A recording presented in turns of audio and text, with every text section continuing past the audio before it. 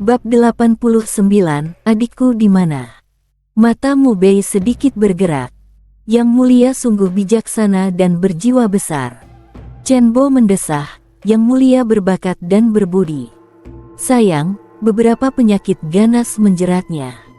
Sudah di luar jangkauan obat. Tak lama lagi, takutnya. 2 hari berlalu. Negara Chu mengirim lebih banyak pasukan. Negara Qi yang murka ikut keluar barat. Mereka menekan sampai bawah tembok kota perbatasan Qin. Total ada 150.000 prajurit. Di pihak Qin, termasuk pasukan yang darurat ditarik dari berbagai tempat, hanya 80.000. Selisihnya hampir 2 kali lipat. Untungnya, Mu Bei sendiri mengajarkan formasi gabungan. 80.000 pasukan Qin melawan 150.000 musuh. Meski tak bisa mendominasi, mereka masih bisa menahan. Hari itu, di luar kota perbatasan Qin, dari barisan Chu melangkah keluar seorang pemuda berjubah biru. Sekitar 25 tahun. Alis tegas, mata tajam, raut tampan, dan yang paling mencolok adalah semangatnya yang meluap, membuat orang yang menatapnya merasa nyali menciut. Mu Bei, keluar dan terima ajalmu. Pemuda berjubah biru menyilangkan satu tangan di belakang, menatap ke arah Qin. Seorang prajurit muda Qin tak terima, berteriak marah, "Siapa kau?" Berani-beraninya menyuruh Markis Ding Yuan Kani angkat kaki. Pemuda berjubah biru mengibaskan tangan sebilah pisau lempar terbang, puk, menembus leher prajurit muda itu. "Kuulangi," suruh Mu Bei. Siu. Sebilah jarum perak melesat. Sekejap kemudian sudah berada di depan pemuda itu. Pemuda berjubah biru mengusap lengan bajunya. Jarum itu terpental jatuh. Mu Bei melangkah keluar. Ia memerintahkan orang-orang membawa pulang jenazah prajurit Qin yang baru tewas itu untuk dimakamkan di dalam kota. Pemuda berjubah biru menatap Mu Bei.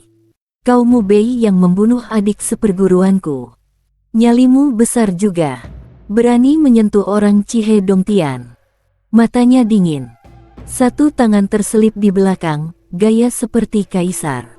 Mu Bei tak banyak bicara. Ia memanggil pedang Taowu dan berjalan menuju lawan. Menghadapi Tuan Sun Qiyu, berani-beraninya berlaku sombong. Tuan Sun keluar dari ajaran besar Dongtian. Bunuh dia semudah memotong rumput. Dia pasti mati. Di pihak Chu, 3 kapten berteriak. Begitu kata-kata mereka jatuh, 3 jarum perak melesat. Puk, puk, puk. Menembus kening mereka. Ketiganya jatuh dari kuda dan tewas mengenaskan. Sun Qiyu mendengus dingin. Sekali kibas, 3 pisau lempar mengarah ke Mu Bei, tenaga tajam dan menggetarkan. Mu Bei mengayunkan pedang, menghancurkan ketiga pisau itu, lalu melompat dan menekan mendekat. Kong. Pedang meraung menusuk telinga. Ia menebas turun. Sun Qiyu mengayun sebuah pukulan. Di ujung tinjunya mengalir kabut cahaya abu-abu. Tinju itu menghantam pedang Taowu, membuat Mu Bei mundur 5 langkah. "Tuan Mu!" Para prajurit Qin berteriak kaget. Sehari-hari, setiap kali Mu Bei turun tangan, ia selalu meremukkan musuh secepat membelah kayu basah. Ia juga mengajarkan mereka formasi gaib. Di hati mereka, Mu Bei sudah tak terkalahkan, bahkan wibawanya melampaui Chen Bo. Kini melihat sosok yang mereka anggap tak terkalahkan dipaksa mundur, semua prajurit Qin terhenyak. Mu Bei mengerling tipis. Tadi, dari ujung tinju Sun Qiyu ada Qi yang menyembur. Ini bukan kemampuan seorang ahli bela biasa. Ini level Yuan Dao. Meski tampaknya belum sempurna. Setengah langkah Yuan Dao. Ia menatap ke depan. Matamu tajam. Sun Qiyu berkata dingin. Begitu suaranya jatuh, di luar tubuhnya, tenaga abu-abu mengepul, seperti bilah-bilah abu-abu yang membuat udara berdesis. Aura luar biasa menghambur dari tubuhnya, menyapu badai Fang menggulung debu di tanah. Bunuh diri dan akhiri urusan. Hari ini kubiarkan mereka mundur dulu. Kalau melawan, Hari ini akan kuinjak rata kota perbatasan ini. Ia menyilangkan kedua tangan di belakang, seolah kaisar memeriksa negeri. Wajah Mu Bei tetap tenang. Ia melesat seperti anak panah yang lepas dari busur. Pedangnya menerkam seperti naga. Tebasan seketika. Tak tahu diri, Sun Qiu menghentakkan pukulan. Pukulan buasnya melampaui batas teknik tingkat ke-9, seolah hendak merobek ruang. Sekejap kemudian, pedang dan tinju bentrok. Puk, darah memercik. Tinju Sun Qiu terbelah dua oleh satu tebasan. Pedang Tao Wu tak berhenti. Di dadanya tertinggal sayatan dalam. Beberapa tulang rusuk terpotong. Tenaga ganas melemparnya lebih dari 10 meter. Maaf. Di bawah Yuan Dao, aku tak tertandingi. Mu Bei berkata datar. Sun Qiu memuntahkan darah, menjerit. Ia panik dan marah, mustahil. Mustahil. Setengah langkah Yuan Dao seperti dirinya kalah oleh seorang ahli tingkat Hei. Bagaimana mungkin? Para jenderal Chu dan Qi juga terperanjat. Sun Qiu yang keluar dari Chihe Dongtian, dengan tingkat setengah langkah Yuan Dao, ternyata kalah oleh Mu Bei. Di pihak Qin, semua prajurit bergemuruh kegirangan. Tuanmu menakjubkan. Tuanmu tak terkalahkan. Para prajurit Qin meraung. Mu Bei sudah bergerak lagi. Mengangkat pedang Tao Wu, ia menekan lurus ke arah Sun Qiu. Barisan depan Chu panik. Banyak orang bergerak, lindungi Tuan Sun Qiu. Langkah Mu Bei makin cepat. Puluhan bayangan pedang mengelilingi tubuhnya. Jurus pedangnya tajam dan misterius. Puk, puk, puk. Hanya sekali bersirobok, 3 komandan 1000 Chu terpenggal kepalanya. Ikuti tuanmu, bunuh musuh. Para prajurit Qin berteriak dan menyerbu. Sekejap, pasukan Qin dan gabungan Chu Qi saling mengoyak. Mu Bei terus menebas pasukan Chu, menekan dekat ke Sun Keju. Berhenti. Sun Qiu menggigil, guruku adalah Sangren Yunfeng dari Chihe Dongtian. Kalau kau bunuh aku, guruku pasti. Mu Bei mengayun pedang, memotong ucapan Sun Keju. Satu tebasan memutus lehernya. Tuan Sun Qiu. Keparat, keparat. Berani membunuh Tuan Sun Qiu. Chihe Dongtian tak akan melepaskanmu. Beberapa perwira Chu menggeram marah, sekaligus gemetar ketakutan. Mu Bei mengibaskan tangan. Hujan jarum perak melesat. Tanpa pengecualian, semuanya menembus kening mereka. Serang. Prajurit Qin berteriak. Semangat perang menembus langit. Pertempuran berlangsung 6 jam. Barulah kedua pihak berhenti. Pasukan Qin menghadapi gabungan Chu Qi, dengan jumlah lebih sedikit namun unggul tipis. Markis Utara. Markis Utara. Markis Utara. Para prajurit Qin mengangkat senjata ke langit. Bergemuruh, mata penuh hormat. Bagus. Bagus. Chen Bo sangat gembira. Di bawah komandonya lahir seorang pemuda seperti ini. Qin mendapatkan seorang pembawa berkah. Benar-benar, langit melindungi Qin. Perang jeda sebentar, lalu berkobar lagi. Chu dan Qi mengerahkan lebih banyak pasukan, hingga 200.000. Qin juga terus menambah pasukan, namun selalu kalah jumlah dari gabungan dua negara. Kini hanya 11.000. 11.000 melawan 200.000. Selisihnya menganga. Pasukan Qin tetap sanggup menahan. Karena ada Mu Bei. Mu Bei bukan hanya turun langsung menebas musuh. Ia juga berkali-kali membongkar formasi gabungan Chu Qi, mengajarkan formasi baru kepada pasukan Qin, memimpin 11.000 prajurit beberapa kali menghalau dua pasukan Chu Qi, membuat semangat pasukan Qin mendidih. Makin bertempur makin berani. Dalam sebulan, Mu Bei memimpin menghadapi gabungan Chuoi. Berkali-kali menang dengan jumlah lebih sedikit, berkali-kali berjaya. Menciptakan keajaiban perang demi keajaiban. Keberhasilan berulang ini tak hanya tersebar di perbatasan, tetapi juga sampai ke seluruh kota di Qin, membuat seluruh negeri bergetar semangat. Kaisar Qin saat ini sangat terharu. Ia mengutus kurir cepat membawa titah ke kota perbatasan, menaikkan jabatan Mu Bei.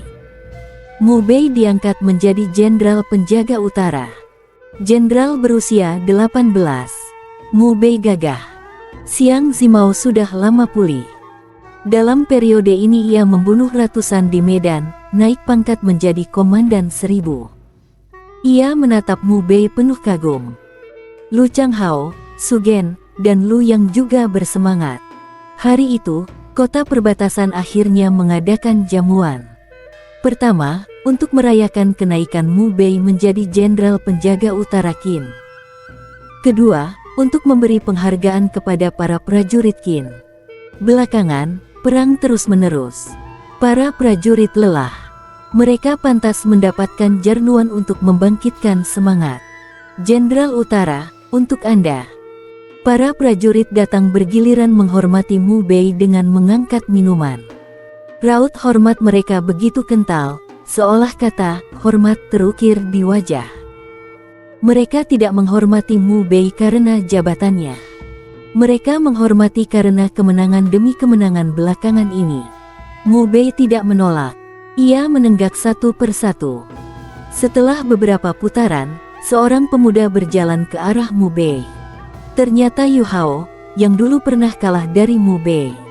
Jenderal Utara, boleh bicara sebentar. Usai berkata, ia menuju sudut. Mata Mu Bei sedikit bergerak. Ia melangkah mendekat. Ada apa? Ia menatap lawan. Wajah Yu Hao dipenuhi iri dan benci. Ia menyeringai dingin, sinis, Jenderal Utara. Mu Bei menatapnya. Seketika, sebuah tamparan mendarat. 5 bekas jari tertinggal jelas di pipinya. Ada apa? Mu Bei menatapnya. Darah menetes dari sudut bibir Yu Hao. Wajahnya mendadak buas. Mu, jangan senang dulu. Lihat ini apa? Ia mengeluarkan sebuah gelang perak dari dadanya. Di atasnya ada beberapa lonceng kecil. Wajah Mu Bei seketika berubah. Ini gelang yang ia berikan kepada Yi Yi sebelum berangkat ke perbatasan. Melihat perubahan wajah Mu Bei, Yu Hao tersenyum puas. Ia terkekeh dingin, "Kau Ken." Mu Bei merebut gelang itu, mencengkeram leher Yu Hao. Ia membentak, "Kenapa benda ini ada di tanganmu? Apa yang kau lakukan pada adikku?" Yu Hao terbatuk keras. Ia berteriak, "Lepaskan, kalau tidak, ah!" Mu Bei menusukkan satu jari. Menembus mata kiri Yu Hao. "Bicara. Adikku di mana?" Wajah Mu Bei berubah ganas. "Ah!" Yu Hao menjerit. Bola matanya hancur jadi bubur. Jeritan itu mengundang perhatian para prajurit Qin. Ayah Yu Hao, Yu Chao, meluap amarahnya. Ia berlari cepat ke sana, berteriak, "Keparat! Mu Bei, kau!" Mu Bei menghentakkan pedang. Puk! Kepala Yu Chao terbelah 2. Pedang kembali terayun. Satu tebasan memutus tangan kiri Yu Hao. "Adikku di mana?" Ia menggelegar. Yu Hao menjerit melengking, lalu buru-buru menjawab. Yi Yi ditangkap pangeran ketiga. Ia memaksa Mu Bei datang seorang diri ke Bukit Qingxia. Yang mulia pangeran ketiga yakin kau tak akan mendukungnya mewarisi tahta. Dia takut pengaruhmu makin besar dan akan menentangnya, jadi ingin menyingkirkanmu dulu. Ia berkata ketakutan. Chen Bo marah tak tertahankan. Ia bergetar, "Keparat! Keparat! Kaisar seumur hidup bijaksana. Bagaimana bisa ada makhluk bejat seperti itu?" Xiang Zimao, Lu Changhao, Su Gen, Lu Yang, dan para prajurit Qin di sana juga marah setengah mati. Tangan mereka menggenggam kuat. Mu Bei menebas dan memenggal kepala Yu Hao. Ia menunggang kuda perang, menerabas keluar dari perkemahan, melaju deras menuju Bukit Qingxia di kota kekaisaran. Bab 90, Anjing Putih Besar yang Bisa Terbang. Memacu kuda tanpa henti. Menempuh perjalanan semalam suntuk. 5 hari kemudian, Mu Bei tiba di Qingxialing. Ia menerobos ke bagian terdalam. Sekitar 8 menit kemudian, ia berhadapan dengan pangeran ketiga, Qin Zhen. Qin Zhen duduk di kursi taisi dari kayu Xinmu. 10 orang tua berdiri mengelilinginya. Datangmu cukup cepat, kata Qin Zhen datar. Di mana adikku? Mata Mu Bei dingin, penuh niat membunuh. Qin Zhen menepuk tangan. Dari balik pohon besar tak jauh dari sana, seseorang menyeret Mu Yi keluar. Saat ini, cincin penyimpanannya sudah dirampas. Mulutnya disumpal kain. Tubuhnya dibelenggu rantai-rantai tebal. Jelas, ketika ditaklukkan, ia bahkan tak sempat mengeluarkan hio ilusi Xuanmi. Melihat Mu Bei, Mu Yi meronta. Ia mengeluarkan suara panik, memberi isyarat agar Mu Bei cepat pergi. Mu Bei melesat seperti kilat. Satu pukulan menghajar pria parubaya yang menyeret Yi. Rantai di tubuh Yi ditebas putus, lalu kain penutup mulutnya disobek. Kak, cepat pergi. Di sini sudah disiapkan banyak ahli dan banyak pemanah. Seru Mu Yi.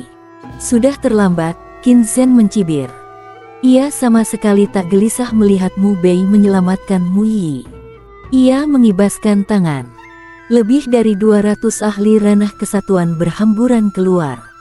Di balik pepohonan dan semak, lebih dari 100 pemanah menampakkan diri. Lebih dari 300 orang mengepung Mu Bei dan Mu Yi rapat-rapat. 10 orang tua di sisi Qin Zhen maju. Aura darah mereka menggelegak kuat. Semuanya Grandmaster bela diri. Berkat 10 miliar perak dari Chen Bo, beberapa waktu ini, aku berhasil merekrut banyak ahli, ujarnya. 200 ahli ranah kesatuan. 100 lebih pemanah ranah kesatuan. 10 Grandmaster puncak. Sekalipun kamu mampu membunuh yang setengah langkah Yuan Dao, kamu tetap akan mati. Sejujurnya, dengan modal seperti ini, naik tahta sudah hampir pasti. Pangeran lain tak sanggup menyaingiku. Tapi, gaungmu sekarang terlalu besar. Seluruh negeri riuh dan bersemangat karenamu. Kelak mungkin akan mengganggu penobatanku. Aku tidak tenang. Jadi, matilah di sini. Qin Zhen menatap Mu Bei, tersenyum. Tipis. Begitu suaranya jatuh, 10 Grandmaster puncak dan 200 ahli ranah kesatuan bergerak serentak. Mereka mengerahkan semua kemampuan, menghunus serangan ke arah Mu Bei. Pada saat yang sama, lebih dari 100 pemanah yang semuanya master panahan menarik busur. Dengan kultivasi ranah kesatuan, tiap anak panah memuat daya rusak yang mengerikan. Mu Bei mengayunkan pedang. Puluhan bayang pedang berputar mengitari tubuhnya. Hujan anak panah dihancurkan. Seorang ahli ranah kesatuan yang menerjang dekat ditebas seketika. Yi, menjauh dulu. Seru Mu Bei. Mu Yi menggeleng. Aku juga bisa bertarung. Aku akan membunuh musuh bersama Kak. Langkah ilusi dikerahkan, satu telapak tangan menghempaskan seorang ahli ranah kesatuan tahap awal. Ia merampas pedang panjang dari tangan lawan. Pedang di tangan, ia melancarkan pedang ilusi. Kepala seorang ahli ranah kesatuan tahap awal di sisi kiri putus seketika. Darah memancar. Ia sudah berada di ranah pemeliharaan Qi. Mempelajari kitab harta kulit es Xuan. Dipadukan dengan pedang ilusi dan langkah ilusi, kekuatannya cukup untuk membunuh ahli ranah kesatuan tahap awal yang biasa. Jaga dirimu baik-baik, kata Mu Bei. Ia mengangkat pedang. Melesat seperti kilat. Tebasan sekejap langsung dilepaskan. Suara basah terdengar. Kepala seorang Grandmaster puncak tertebas dan menggelinding hingga sekitar 10 meter. Suara anak panah memecah udara, membuat kulit kepala merinding. Rangkaian anak panah gelap meluncur lurus ke arah Mu Bei. Mu Bei menginjak langkah angin 9 putaran. Mengayunkan pedang 72. Menebas dan menghindari hujan anak panah, lalu menerjang ke arah seratusan pemanah. Ah! Jerit terdengar. Seorang pemanah yang paling dekat kepalanya tertebas dalam sekejap.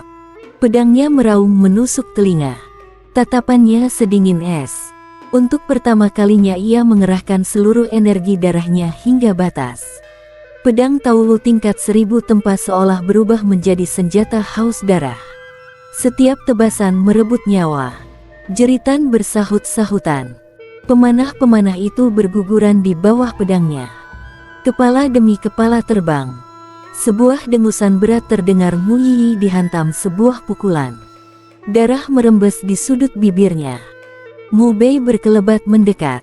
Ia mencengkeram ahli ranah kesatuan puncak yang melukai Yi. Satu tebasan memotong separuh tubuh orang itu. Ah!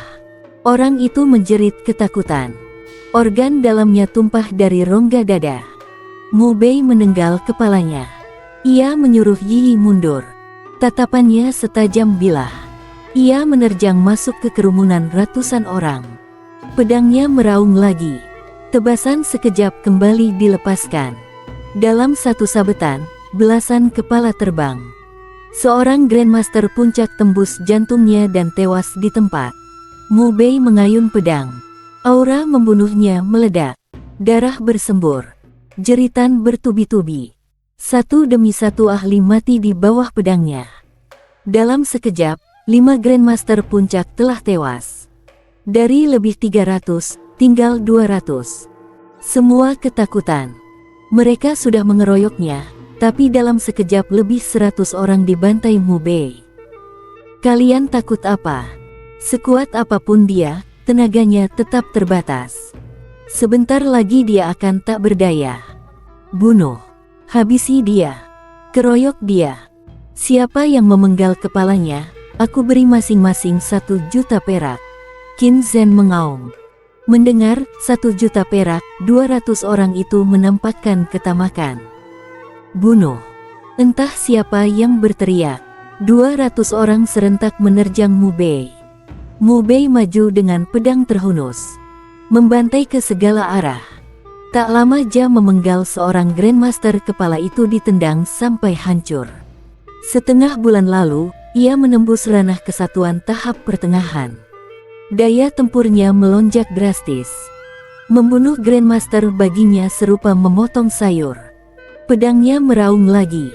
Tebasan sekejap kembali diluncurkan. 1 Grandmaster lagi tewas, dan belasan ahli ranah kesatuan di sekitar ikut tersapu. Wajahnya bengis. Seluruh tubuhnya diselimuti aura pembantai yang pekat. Pedang 72, langkah angin 9 putaran, dan tinju penghancur hati berpadu, tak terhentikan. Darah membasahi pakaiannya. Kebanyakan darah musuh, sebagian darahnya sendiri. Sendirian melawan ratusan ahli.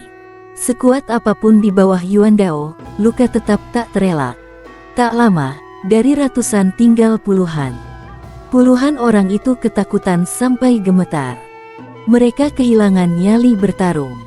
Sosok di depan mereka seperti dewa pembantai turun ke dunia.